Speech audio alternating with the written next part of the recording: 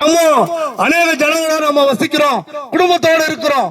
ஆனா நம்ம ஏதாவது ஒரு சின்ன பாவம் செய்தா அதை சொல்லி சொல்லி நம்மளை அவர்கள் உருவளித்து போக செய்வார்கள்.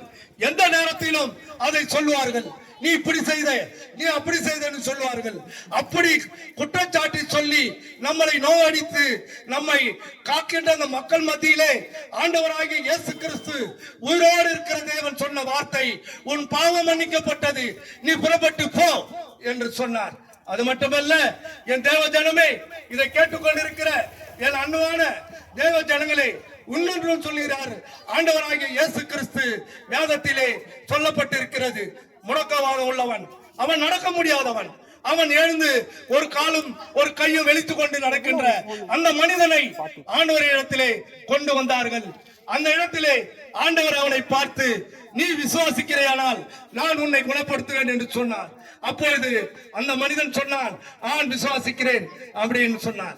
உடனே உன் பாவம் மன்னிக்கப்பட்டது, நீ எழுந்து நடே என்று சொன்னார்.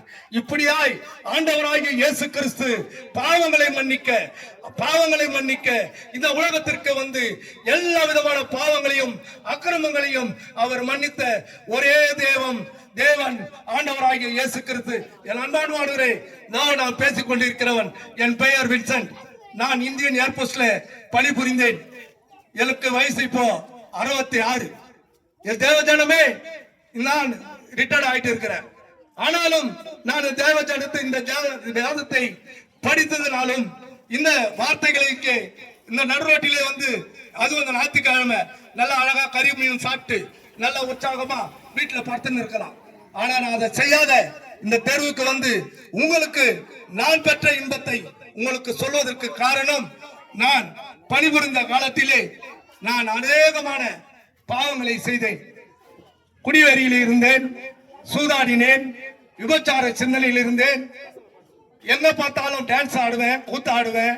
இப்படி பல விதமான பாவ வழிகளிலே நான் ஈடுபட்டுக் கொண்டிருந்தேன். பல ஆண்டுகள் கடந்தது. ஆண்டவராகிய இயேசு கிறிஸ்து என்னை அழைத்தார். அழைத்தது மட்டுமல்ல, அந்த நேரத்திலே என்னை அழைத்த அந்த நோக்கத்திலே நான் 2007ஆம் ஆண்டு திடீர் என்று நான் ஏர்போர்ட்டில் இருந்து நான் வந்து கொண்டிருக்கின்ற காரிலே வந்து கொண்டிருக்கிற போது எனக்கு மார்வலி வந்தது.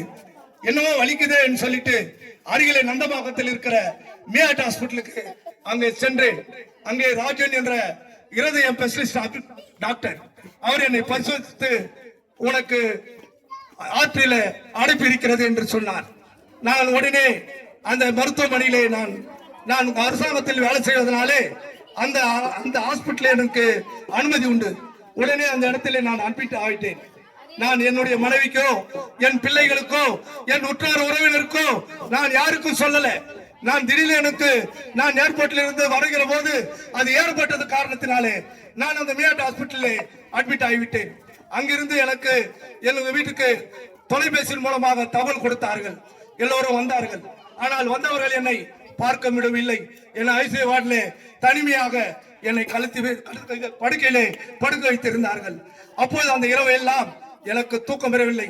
நான் ஆண்டவரிடத்திலே கேட்டினேன்.